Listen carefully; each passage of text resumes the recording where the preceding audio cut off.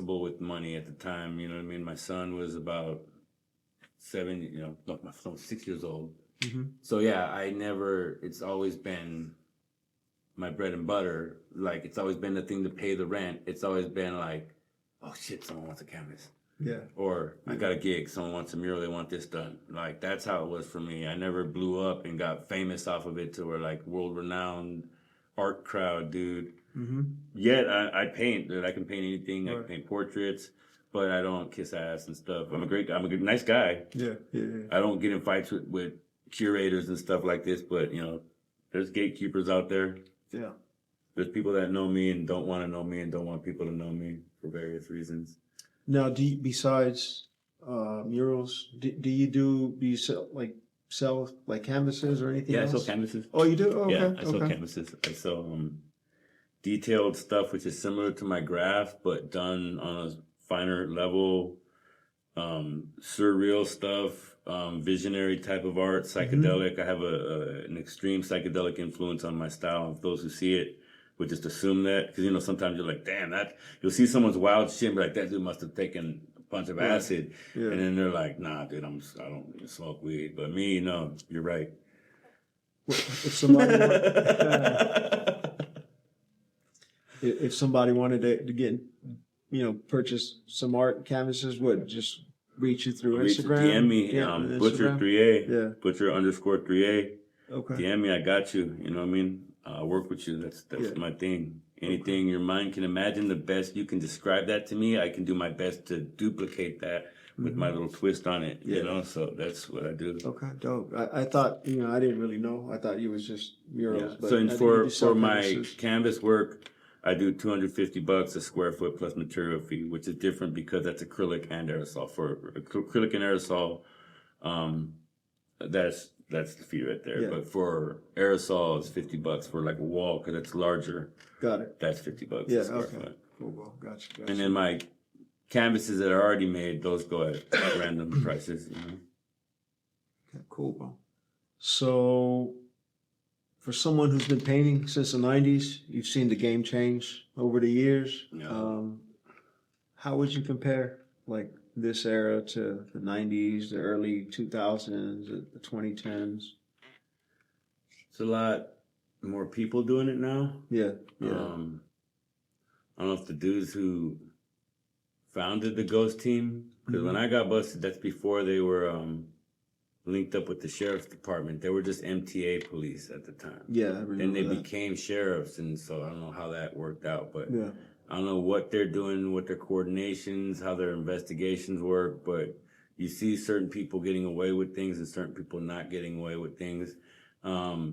It was a lot more aggressive, I think, in the 90s. You'd see a Ford Taurus or a Caprice, and you just dip out because as an undercover cop, that would stop you for whatever you're doing. You know what I mean? Yeah. And it could be ghost, but it could be just a cop. And it could be, in the 2000s, I was more early 2000s, I was more focusing on just trying to, do my legal walls, get more walls and constantly get walls. And that was my way of being up. Yeah. So fools know about my run then, but,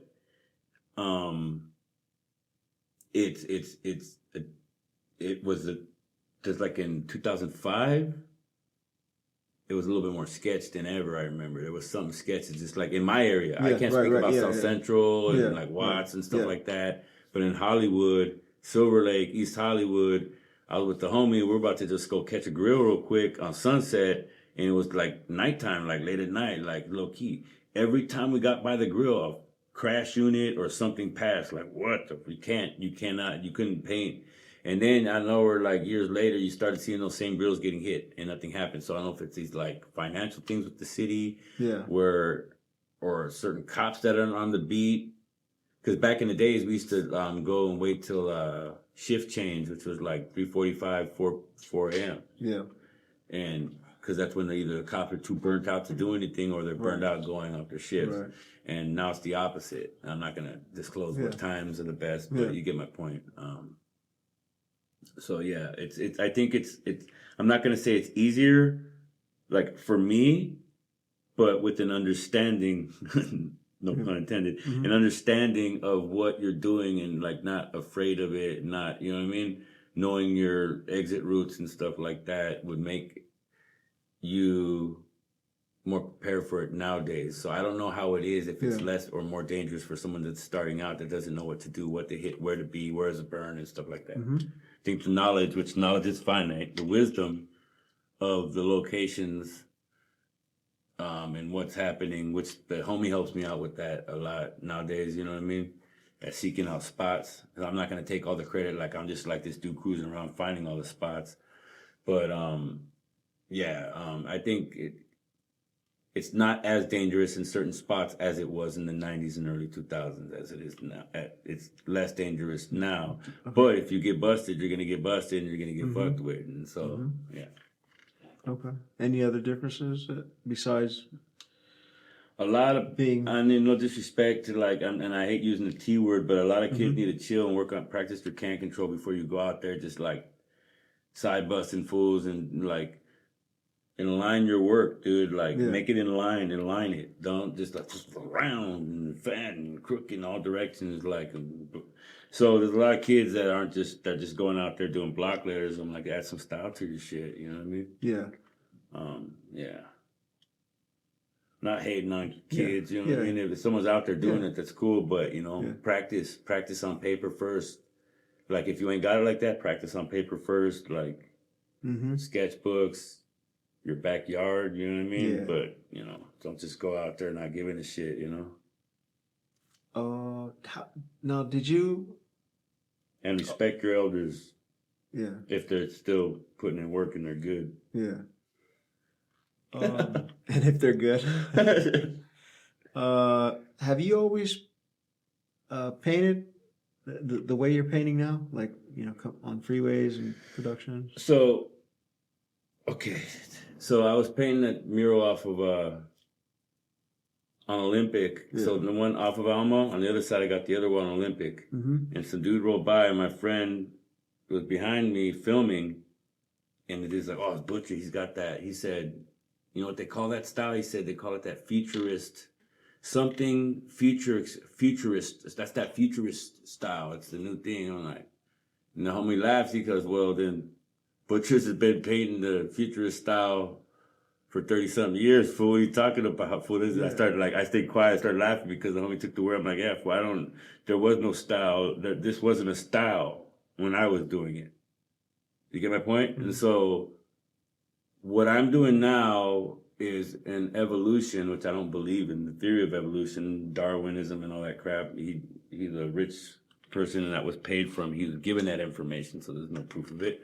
We weren't apes, but the evolution of my style, meaning the creation of what I started with and how I broke it down and got more intricate and practiced more on certain angles and can control over the past few decades. You know what I mean? Yeah. And so that's what I've done. And so obviously when I'm on bombing, I don't do block letters, I do burners, but I'm going to do what I know I'll be able to fit in that time frame. As opposed to when I'm going to go all out and do something more realistic and, you know, be there, you know, half a day or something like that, you know. But I started like that. I started with 3D stuff. Yeah. Like, I literally didn't really consistently do two-dimensional pieces in there, even slightly three-dimensional because there's fades in my two-dimensional pieces. When I'm bombing, I would...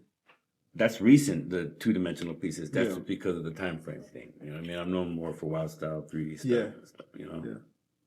Okay. Do you have any words, dog, of wisdom that you've acquired maybe through your life that you can share with us? Or with, you know, the game, graph game?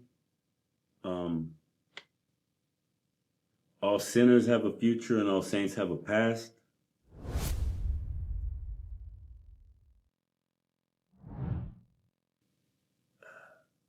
A blank page is often the most truthful record that comes to what people tell you and they teach you in our false history and whatnot.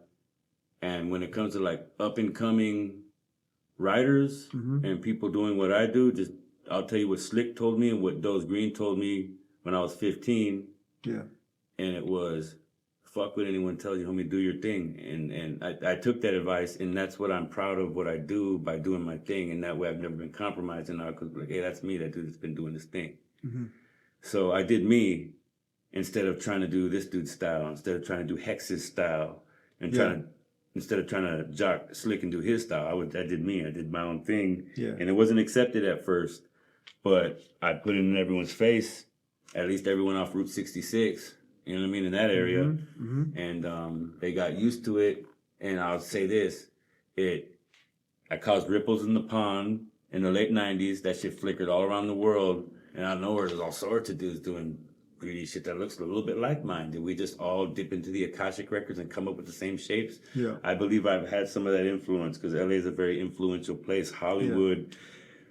Stuff shows up in movies randomly, just being in those areas that are seen all around the world. So you've seen stuff online that you could tell was influenced by till this day, you? there's dude. I'm not gonna mention his name. That he's big time. Yeah. He did a skyscraper, but I see my influence in him. We both follow each other on Instagram. I give him props. He gives me props. But I don't know how he's doing something so similar to me. He's doing things that this is like. Talking about like a 40-story building, bro, with a scissor lift. But it's like, looks like my stuff, but huge, massive. Yeah. But if up close, it would look nothing like my stuff. Gotcha. But he does canvases. He's dope. He's a Brazilian cat. But I don't think he was doing, there's no record of him doing that back when I was doing it. That's my point. Now, do you take that as a compliment, or do you? Oh no, he's a dope cat. I get the pride. I like I said, I'm not mentioning his name because I don't want to defamate him. He's dope. He's an amazing artist. He just does letters, and that's just one of my facets. You get my point. But when I see that style, I'm like, wait, that looks like one of my first 3D burners. Right. And it could be, like I said, what people call the Akashic records is something we're both tapping into. You know what I mean? But I started this gangster shit back in 95, homie. That's me. It's like, you know what? And I was influenced by Ernie from New York, and I don't think that dude still paints. I haven't heard of him since then.